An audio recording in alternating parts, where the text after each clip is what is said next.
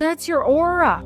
And so you put it 9 feet above you, below you, from side to side. And that's sadhana, and the sun's coming up. And you're in absolute bliss by the time the sun's coming up. And you can have your day in which you've never experienced it before. It's like polishing you from the inside makes you glow on the outside, because there's something about, they call them sadhana eyes. And they're big and round and blue, in my case.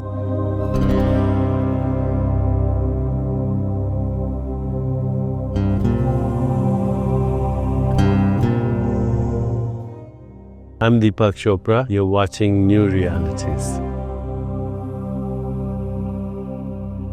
Welcome to New Realities. I'm Alan Steinfeld, and this program is a continuous series on the expansion of consciousness and people who have come forward and lived their lives in ways that were an activation of this higher connection to source. And that is why I'm talking to my new good friend Karuna, who just finished and completed and published this incredible book, Light on Kundalini. So what had to change for you to go from high fashion model to this other? Well, I think it's only one life, actually. I don't think there is separation or division between a model and a yoga instructor, if you like, or a yoga interest. Or I think actually they go super well together.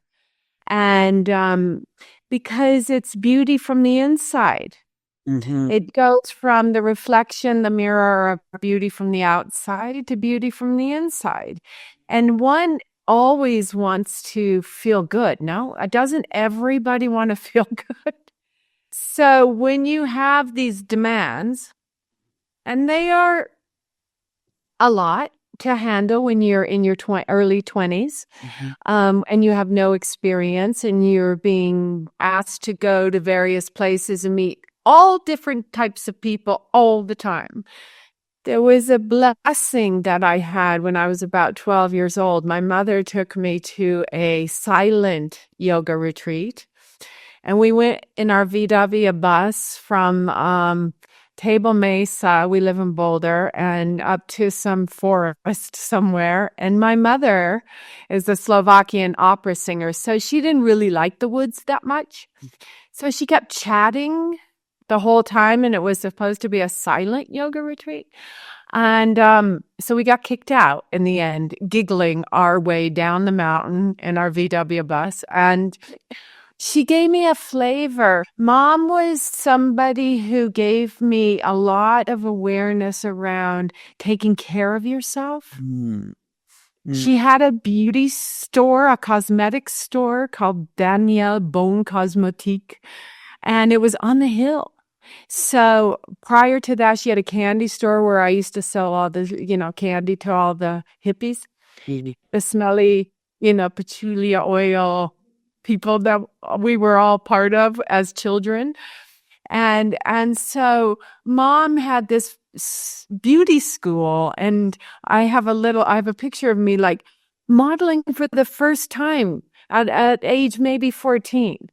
So I got a taste, a glimmer of how to take care of myself. And she showed me how to do that. But when I took it to Paris first, all that sort of fell apart, because every cosmetic that I was trying to be beautiful with failed me miserably. What do you mean failed you?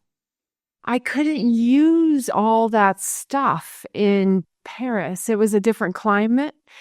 And there was the moisturizers and the this and the that, the things you think you need as a young model going to Paris on a one-way ticket. Was a lot of makeup, right? Right. And that stuff just broke out my face. And I was literally trying to get a job.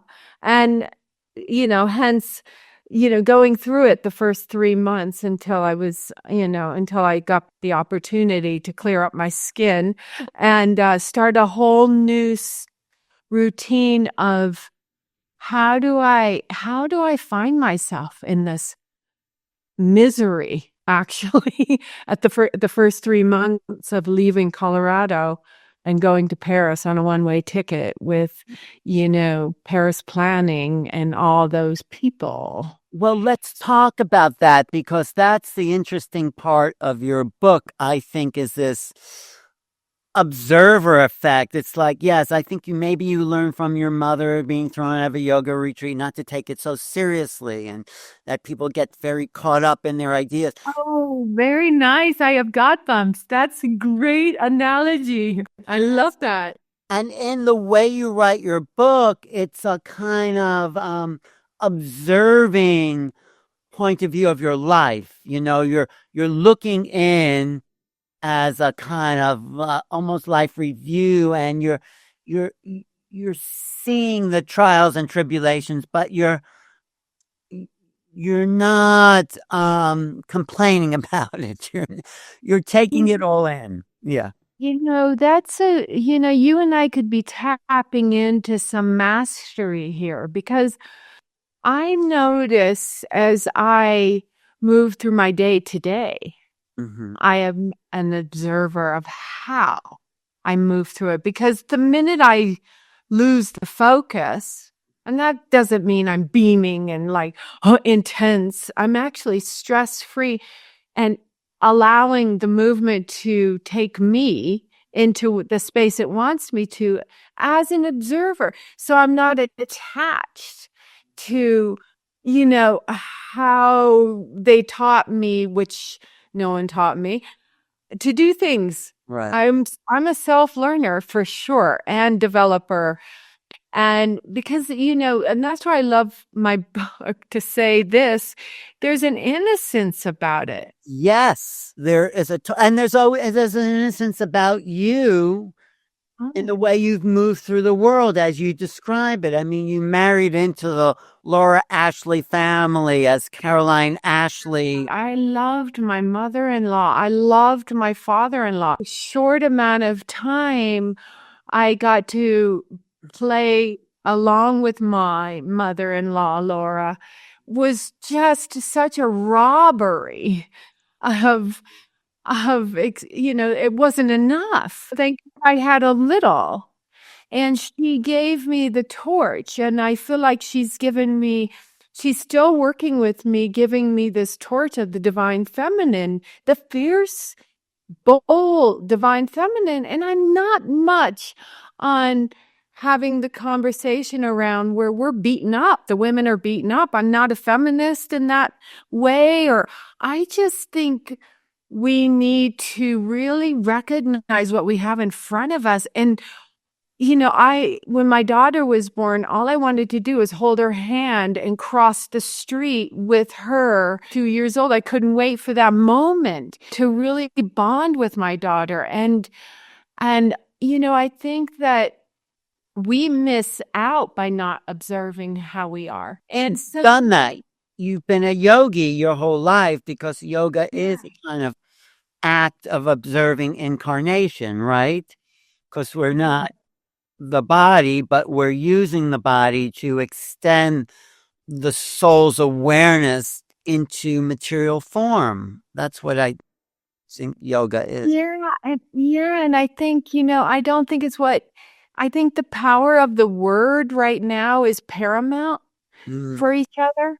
And what you say and how you say it to each other is yogic is union with the other.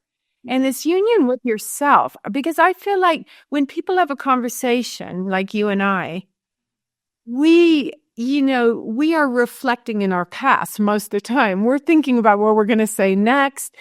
I'd like to practice just being here, being present. How do you be present in a yoga sort of way? And one touching story in the book is how you came home to your beautiful place in Colorado and it was completely flooded. You want to talk about that moment a little bit? How you process that sort of shock? Yeah, that was during my flood. I really like that picture. You know why it's so good? Plus, all the joy and sadness emanates from your face there. Yeah. I look at these situations as the very moment they happen. I was so grateful.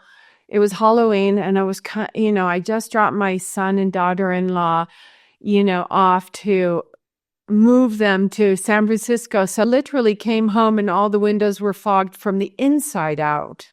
Normally in a cold environment, it's outside the fog, right? So I come in and it's torrential rain coming from the second floor. So basically, and I'm alone.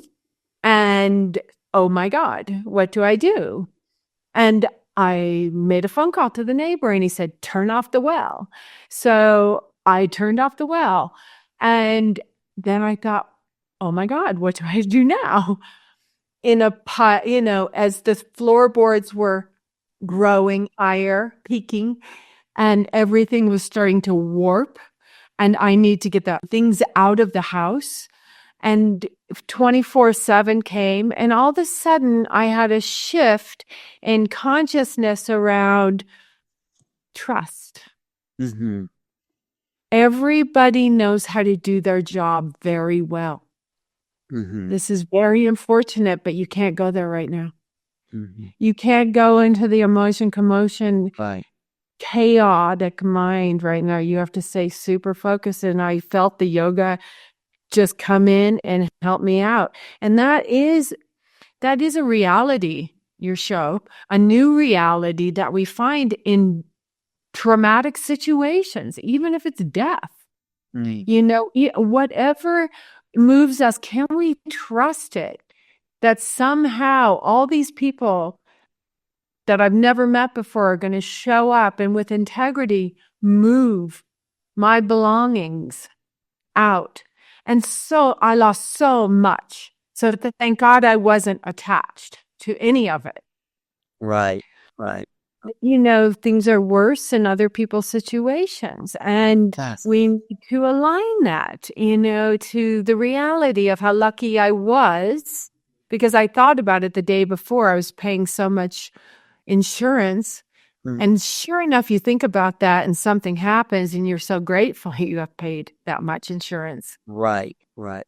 So the yogic perspective, I think, has been with you. You're aware of a kind of detached spiritual nature. And the book reflects that. Light on Kundalini reflects that kind of way of being. Talk about those adventures that you've had and what stands out. For me, because I feel that kind of support and love, it opens up my heart, not my ego, but my heart. And I get to share with the world the truth about tragedies and things that turn around from tragedies and help us find, help along the way. So when I left Paris, Eileen Ford gave me a ticket home to New York and took me under her wing. And I wasn't her typical girl. She's a blonde, blue-eyed girl, that Ford girl. And she's very tidy and she's very perfect. And I do these shootings with Uli Rose and I'm sitting on a toilet with my tongue out, being sassy. And she's like, Eileen Ford's like, if you ever do that again, it's not even in my book, actually. If you ever do that again, you naughty little girl, Very uncharacteristic of a Ford. But they published that picture though. It was in Mademoiselle magazine and it was very well taken. Yeah. And Uli, those photographers and I have such a good time. We still to this day, if I ever do any work, it's a love, Alan. So has the yoga. The yoga, because, hear me out for a second. And Kurt really helped me identify what kind of yogi I am. And that was helpful because I'm not one to put a label on me. Yeah. Because I'm forever changing, right? We talk about the moon centers in yoga, and women have 11 moon centers. They're all energetic centers in the body that change every 2 hours. eyes and ears, nose, mouth, chest, navel point, and the ground, right? So every 2 hours, a woman changes. Seriously, not every 2 days, but every 2 hours. Every 2 hours, a woman is focused on a different moon point, you're saying? The moon centers are focused on the woman. We don't have to focus on them. They're ultimately the guides and the ones that are switching us up. And we feel a certain way. I guess men are different. How does a woman work with those moon centers and making her life? The easiest way to do it is to learn to meditate. So you align yourself with a purpose. Mm-hmm. You know who you are before you leave the house. You don't go out like a vulnerable, person in a needy way. No one should. No men or women. None of us should be like that. We should all consciously be practicing in the mornings before we leave our homes. Always. Yeah. And then when we get in our cars, always putting the Ad Gade Name, Jigad Gade Name, Sak Gade Name, Siddhi Gudi Deve Name, the protection around you. So you're in tune with your reactiveness, because the reactiveness is what's getting you in trouble. Well, that's why you're a yogi, because you were able to be the observer of the reactiveness. You'd have the reaction, but maybe you wouldn't indulge it. That's what I say is a yogic daily practice. But getting back to that first question, going to Paris, being a model, and in that innocence, what were you thinking about who you were in the world at that point, at 21, leaving? And then was it an evolution, or did you always have a perspective? No, it was an evolution, for Talk sure. about that. Talk about who you were back then and what you thought of yourself, and maybe how you matured into something more. I was a very young person. Very, very young person. I'd go to my dad's football games on a Friday night, and I was a cheerleader, and my first job was at McDonald's, to tell you the truth, so I could get a bicycle, so I could be independent. And I was vegetarian, so they fired me at McDonald's, and then I get a job at a clothing store, and I sell little old ladies' piquette pants, which are polyester pantsuits. And I love these little old ladies, and I'm just dressing them. And that's when, Pamela Hansen and Bernard Grant walk in and say, "We want to photograph you." And they were photographing people for the light company, Vicky Light's company in Denver. So they had to really quickly put a book together for me, a portfolio, so I could go down, because there was a French agent coming. And I was just like me, right? I was just like, let's go. And, when I told my parents that I was going to try to go to Paris, there was no way, because sadly, it was not what we were influenced to do, was leave the home.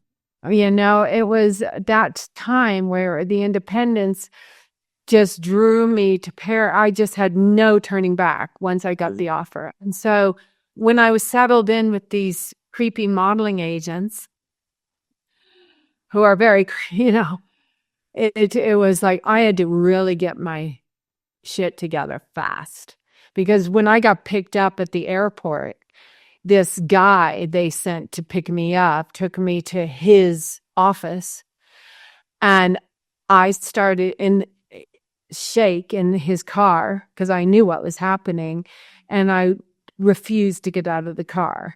So it was happening so quickly what was really going on here for models, and how to, and I naturally knew how to protect myself. I am a survivor. I mean, I've been independent in that way just by, getting my own jobs at 16, 17, and 18, and then leaving at 19 for Paris. So it was a rude awakening being in Paris. I lost all my luggage. I had $350. I had no support, financial support whatsoever. And I literally had a CU sweatshirt, a pair of jeans, and these wooden shoes. And it was rainy. As I said, the face was suffering, and I would slip in these wooden shoes in the metro, and I would fall. I mean, I fall, as you know. I fall.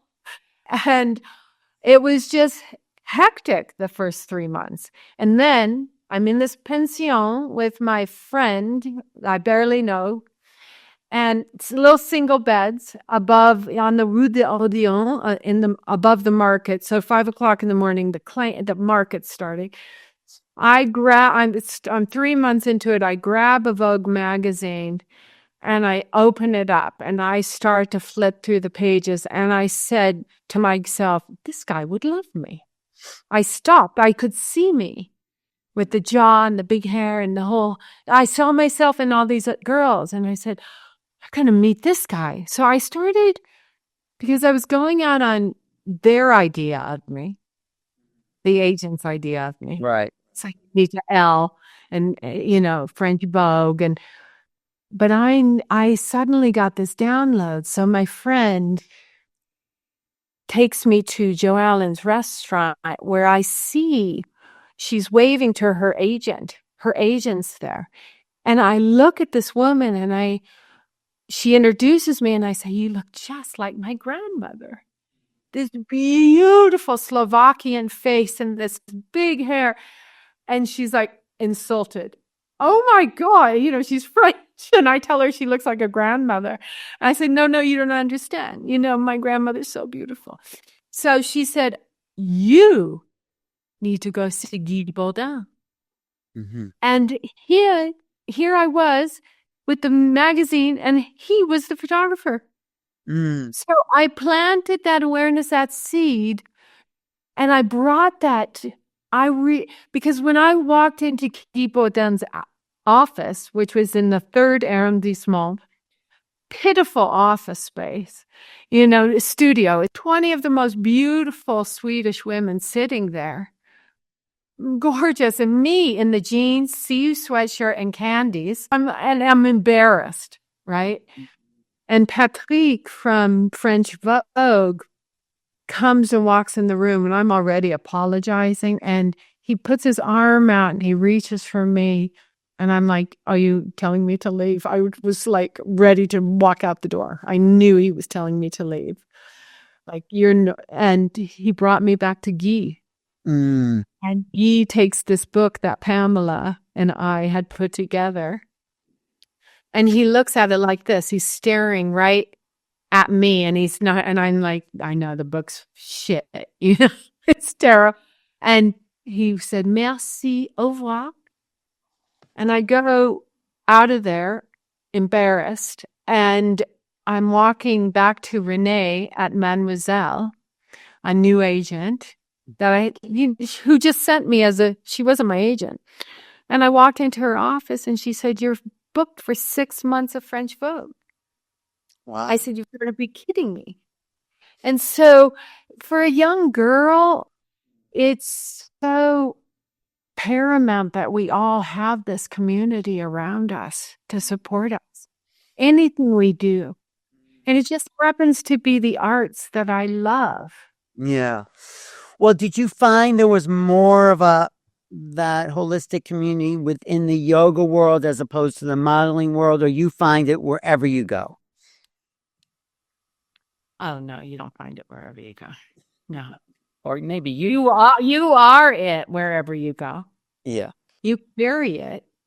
And that's a good thing to practice doing, actually, because I come from the NFL background, the National Football League. Mm. Oh, no, brothers were football coaches for the NFL. And I mean, we're talking competitive family lifestyle.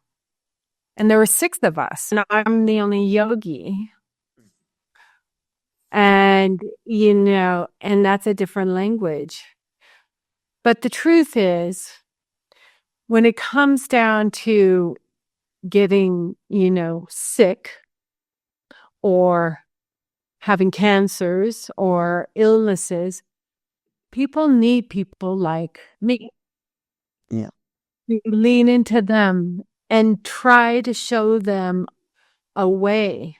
All of us need each other to get out of that mindset, because I feel the big, pharma world out there is medicating so much that we don't even know who we are.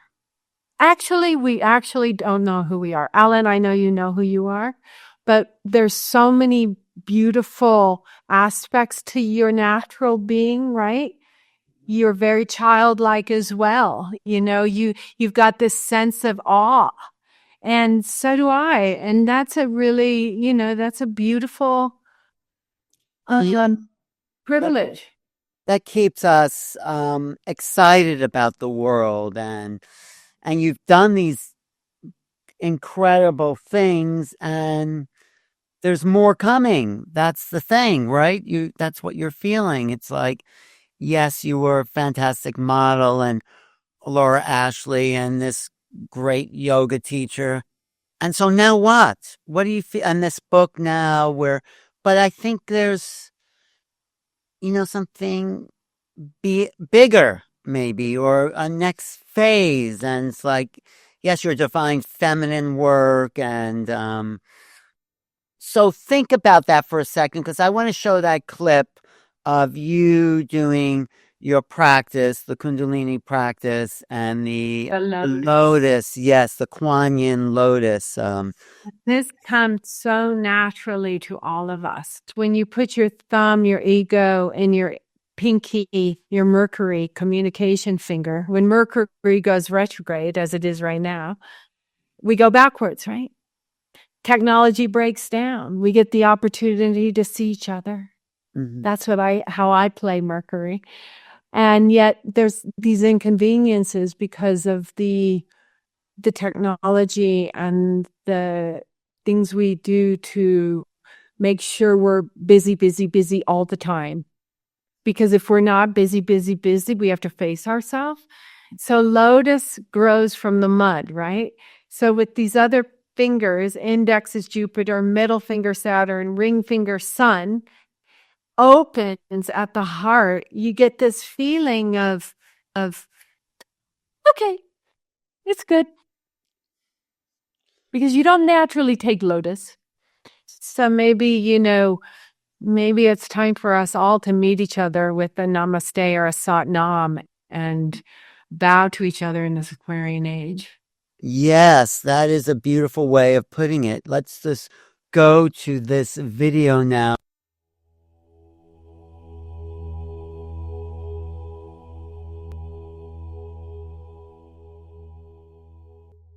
Prosperity doesn't mean that you will have wealth, health, and happiness. This is a lecture of Yogi Bhajan. Prosperity is like the fragrance of a rose. The best way to explain prosperity is to say it is like a rosebud when it flowers and opens up and shares its fragrance. That's the moment, which lasts a few days, when a rose flower is prosperous. When a man or woman is prosperous, it is the fragrance of security, grace, depth, character, and truthfulness that a person can share. Like a candle emits light, a human emits prosperity.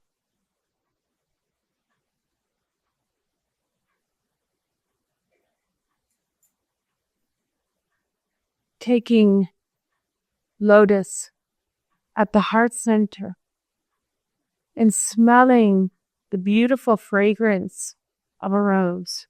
Open your fingers wide so that the tattvas, earth, wind, fire, water, ether, are awake and connected as your antennas straight up to the sky, that beautiful blue sky. Take the pinky, Mercury, the communicative finger, and place the tip together. Take the id, the ego, and place the tips together.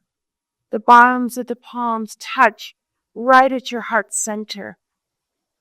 You keep the fingers awakened and you open unto prosperity. Close the eyes, look over to the nose, and breathe into your heart center, that in which you can offer, generously give out.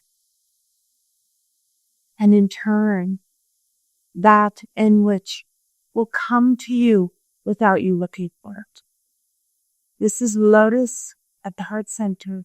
Meditate on long and deep breathing. Sadhana.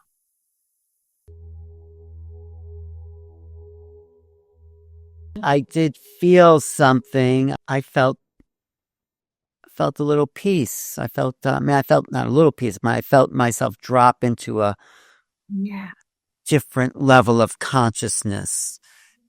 And that's what mudras and mantras and it's subtle shifting of consciousness, these ways. And I guess Yogi Bhajan did bring a lot of that to the world with Kundalini. To the West. And his download, it was he did it against the Sikh, tradition to share the secrets of the teachings. But he knew when he came in 1969 and lost all his luggage as well and all his money. And he came into Canada and he was wearing bags on his feet, literally, because he had a pair of sandals and that was all, and it was winter. He just knew we needed a higher frequency of development in yogic practice. And the hatha yoga that he trained and did, and most people do now, hot yoga, hatha yoga, whatever yoga, is all good, but it takes 22 years to master that. Kundalini yoga takes 6 months to master. Because like you said, you felt something. And that shift of consciousness can give you that awareness in your dream state, in your walking, living life state, in your lifestyle state. It just shifts the awareness on what you eat, what time you go to bed, how early you get up in the morning to do your sadhana, your practice where you line up all your demons. Inevitably, all of us, and I would beg to differ that there's one person in this universe, if they're conscious, gets up and says, I need to sit with myself. I would say that most people just get up and get going. And some don't even take a cold shower, let alone a hot shower. And that changes your frequency. It stimulates your cells. You become very anti-aging. The whole body, you get into, even we say, just put your big toe in the cold. At least it's something. And what it does is it raises your integrity to a frequency that humans can develop in and around themselves all the time. Mm-hmm. It's super easy, even if you just take lotus and you breathe consciously, because this is a mudra. Mm-hmm. And your inhale through the nose and your exhale through the nose is the sound current, the vayus, the expression of the nervous system is how you breathe. Mm-hmm. I'm teaching Rianne Eisler, 93 years old, how to breathe again. And she's been through, she's incredible at it. And we do her own little mudras with it, that she's gotten these downloads. I listen to these students that have everything in them, that want to wake up, grow up, clean up, show up, open up, to lift up. Ultimately, the whole planet. Stop the damn war. To stop mentality of the military.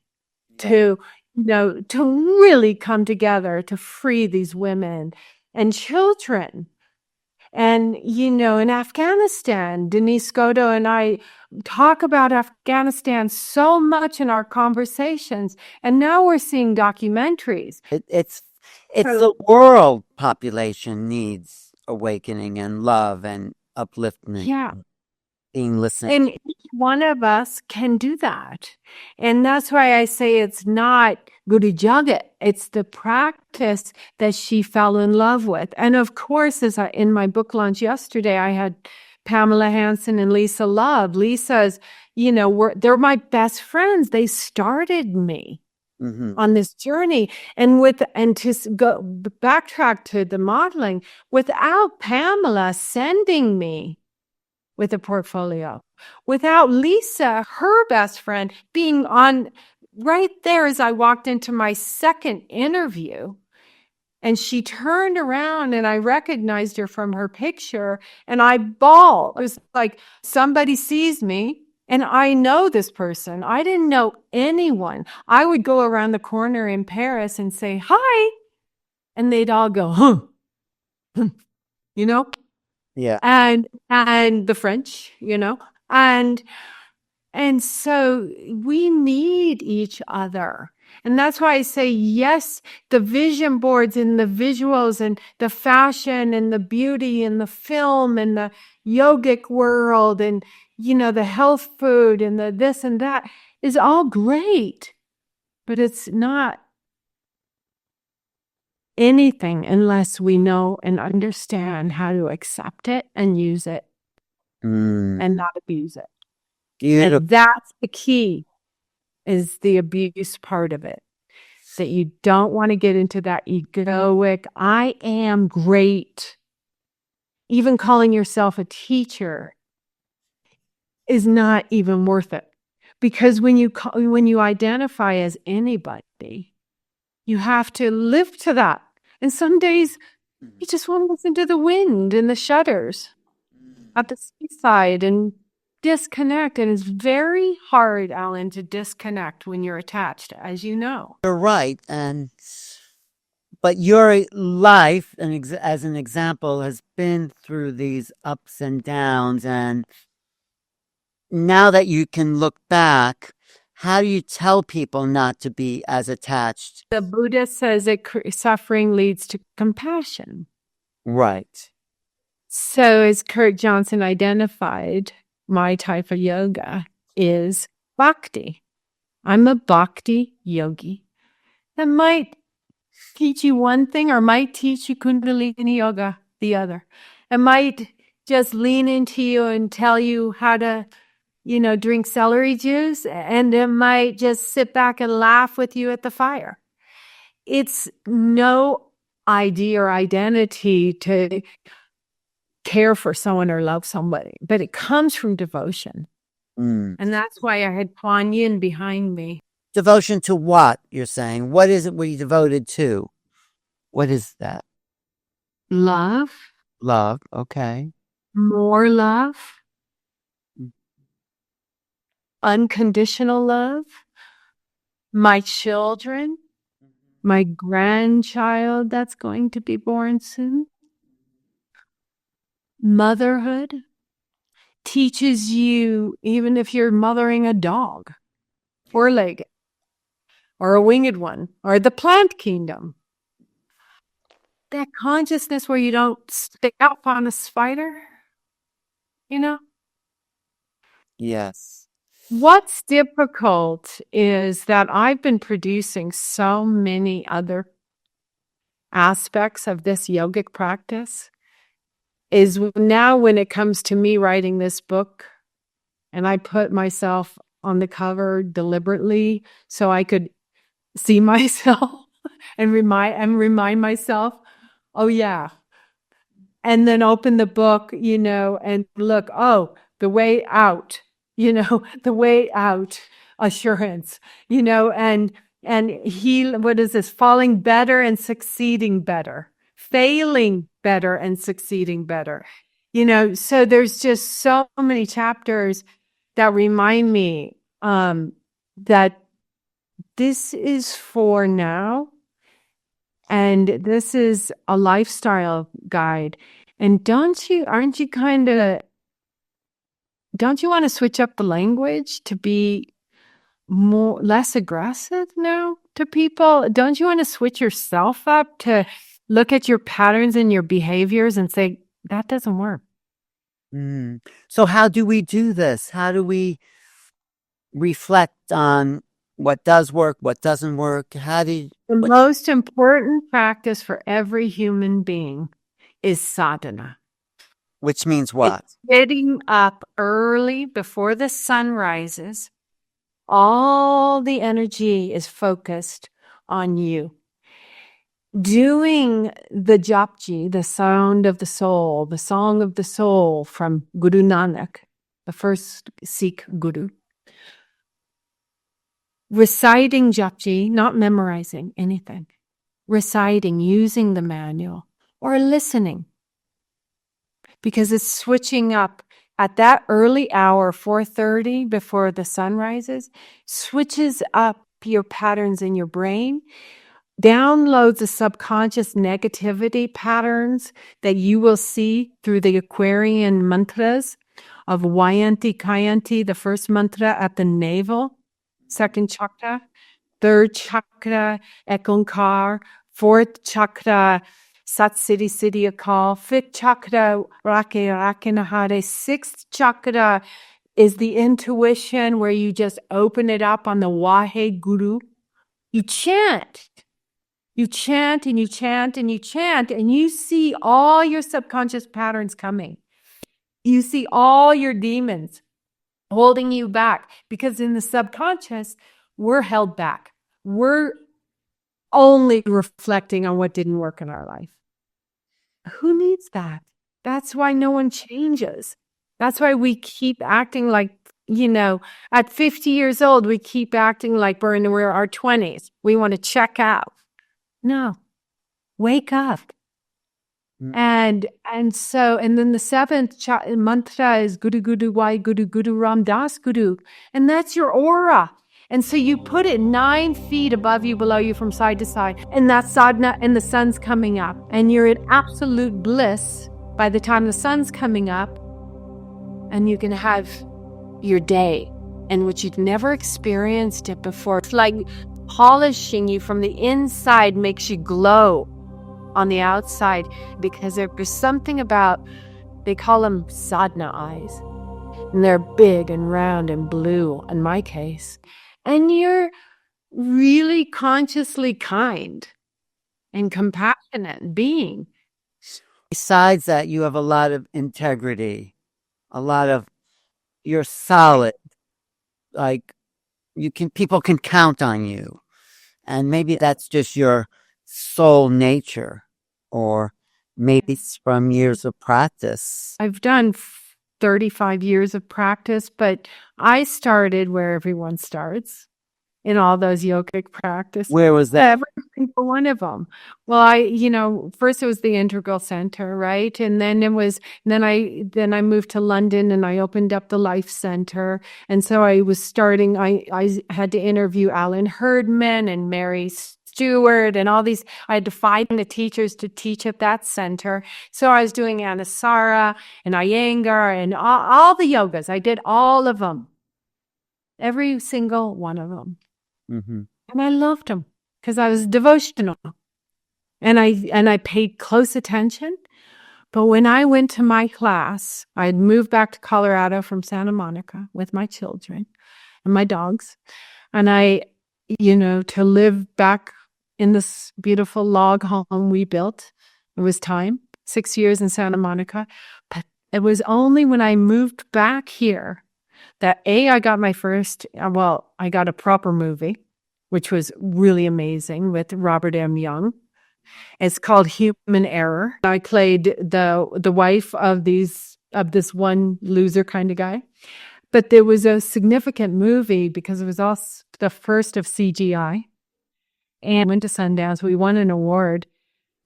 He was an elder. He's passed now, but he was phenomenal to work with as a director, Robert M. Young.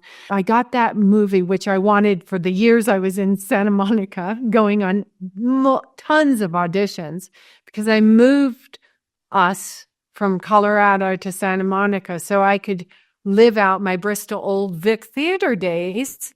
I trained to be an actress in Bristol. And I mean, that training was not easy, Alan. When I met Daniel Day-Lewis at our cottage, because he's best friends with my brother-in-law, I told him, "Oh, Dan, I'm going to the Bristol Old Vic." And he's like, "You're crazy. That is the hardest, most difficult experience you'll ever have." And he was sincere when he said that to me. And I got in and I went, and I had 2 small kids and a husband. And I moved to Bristol and they stayed in London. And 2 months later, here they all come. And now my sadhana was making sure they had 3 meals a day prepared. And then I'd go learn Shakespeare or Bartholomew Fair by Ben Jonson. They gave me the lead-in. And you talk about wringing out yourself for devotion. That's what it takes, Alan. It takes us to really get down to the core, whether it's yoga or acting or whatever it is, motherhood or driving a lorry, right? Did you love acting like you love yoga, or was it more hard work? Oh, acting is so... I mean, when you can get in that blissful state like you can every day with yoga and acting, which is super rare in acting, yoga just kind of said, someone in the Kundalini yoga world, some big wig said to me, "Is this a big enough stage for you, Karuna?" It was a great question because I was trained on the stage. Mm-hmm. And yes, it's big enough for me, this stage. Of course, I'd love to get behind the camera again and do a movie. And 100, heartbeats, I'd do a movie. If it was a great conscious script. That's what changed in modeling, when they start throwing the opportunities to make a lot of money, but for a purpose that's only going to kill you. What you're advertising. Right. That's when you get smart as a model, and you kind of back out and say, "I choose my integrity over my bank account." And yoga always had that integrity. I mean, that's what it is. Yoga has that. It's a union. And why I call it light on Kundalini is light. It makes you light as well. It makes you honest. Right. It's very hard to be in that situation without like-minded people when you walk in as a yogini, as a yogi, as a yog. It's difficult because you kind of have to learn not to apologize for who you are. Mm-hmm. You have to own it. Yoga makes you own it. And if you can't own it, the practice, the discipline of yoga, then it will force you into situations like the flood or, any kind of things that happen to you, to the pain of the pain. You get to wake up that way. That's why I always encourage you to embrace the pain. Right. Wow. That's a lot there. I mean, and you're living this way now with that same passion in each moment. That's the sense I get, and you've been so present in each of those episodes in your life that are you planning? What's your future? What's it look like? Where are you going with all this? I'm curious. 2024 has been a very good cleaning. It's been a clearing year. And that's why people have struggled so difficultly to understand why me. They'll go into that victimhood. No, I asked at the end of last year, when I saw so much dirt, I said, switch it up for me. Where'd you see the dirt, if you don't mind me In asking? people's lives, see that people are stuck Mm. in that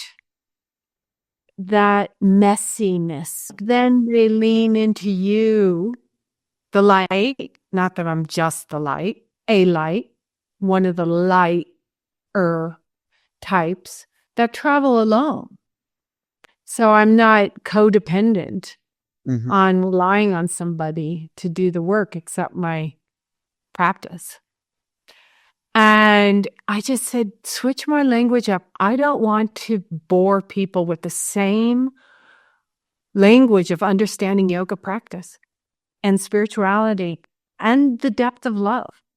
I want people to, and what communications people, we are all saying to one another, that's got to change. This is not okay to bully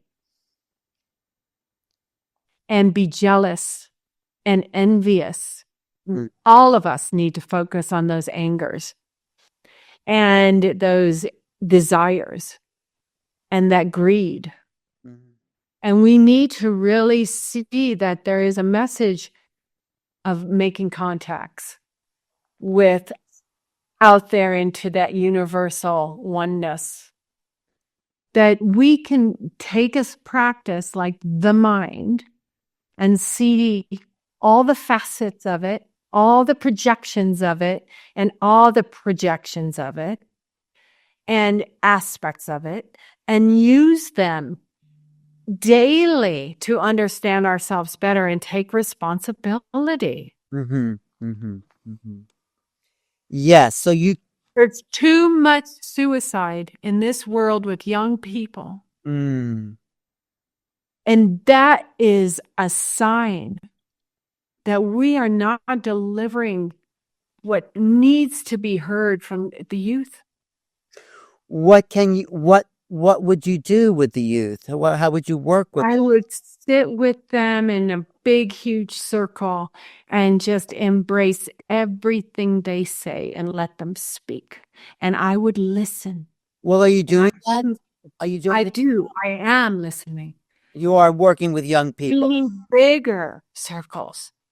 We don't want anyone struggling with that idea to take their life away from them. Right. So What? I do mentor Mhm. women and men in the modeling world. Right. I talk with them. I sit with them and I tell them the truth about what happened to me in that world. It's not all in my book. There's more to be told. And it's happening today the same way as it happened when I was, in the 80s. Those creepy experiences of giving a woman or man no choice out. No way out. It's in the industry. Mm. And it's a terrible situation. And I want to change it with this book. And I want to change it with the understanding that, I did start changing it in my 20s. I sat with Eileen Ford and Jerry Hall was present. And we talked about, I said, I don't want people, I want a closed set when I'm doing, a lingerie shoot. I want a closed set. I don't want these people. And I don't want to have to judge these people and ask who they are. Just give me a closed set. And we set that paradigm. We set that. Mhm. We got that. Right. I managed to, I was heading to a Ralph Lauren show, fashion show the next day to walk the fashion show. I was going to Mademoiselle magazine on my bike. I put the brakes on. Someone walked out in front of me. I flew over my handlebars and I broke both of my arms. Wow. And I went to the fashion show the next day with 2 casts on. And I said to Eileen Ford, we need insurance. we need to cover ourselves. We're not covered. Mm, So we put that policy in place. And I was 21. right.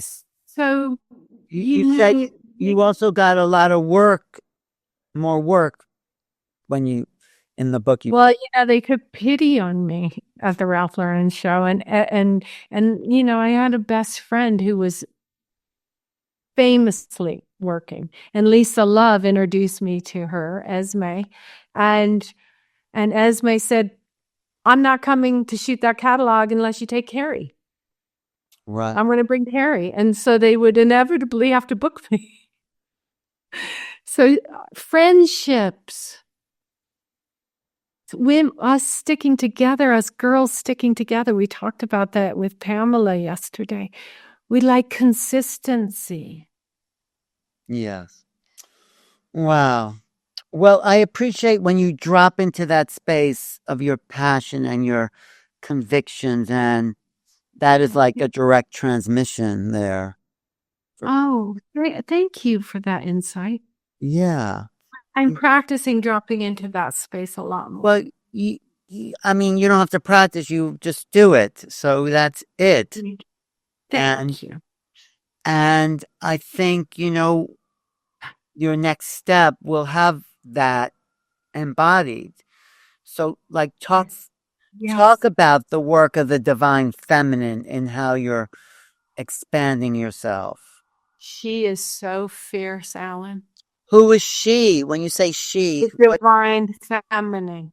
When I got to know her, I started doing these interviews with women in the world. And I would bring, a crew with me, a film crew, and she didn't like a couple of the people in it. Yeah. So she just makes sure that I don't bring them again to the next filming. But is she the divine feminine? I mean, my understanding is a little different. Is she a being outside of you? Because I see those. No, she's me. She's you. Yes. But sweethearts out in this world listening to this, you don't know who you are until you jump into an unbelievable trusting project out of your comfort zone. You hire who you think should be a part of it, but the divine feminine will clear out. I had to figure it out. I didn't know that was happening when it was happening.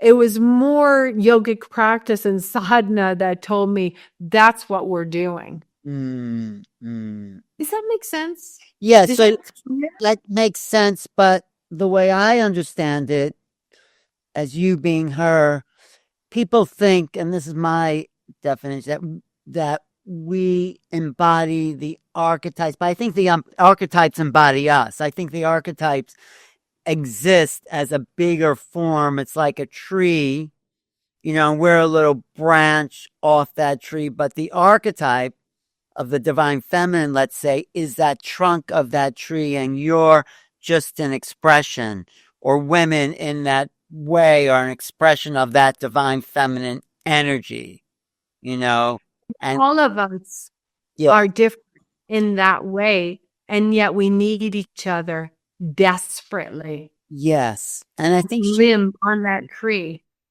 Yes, definitely. Yes. But the core of that is the essence.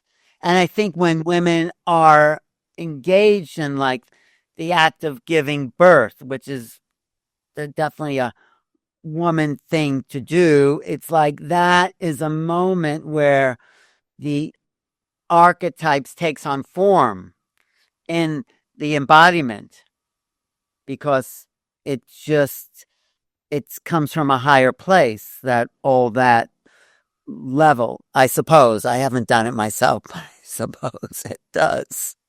The rebirth of a soul is what you're speaking of. The awakening of your own birth once again. There's many, many rebirths we go through in this lifetime. It's not only the woman giving birth, but the rebirth of each one of us, if we allow ourselves to practice it. And it's just super available in a practice.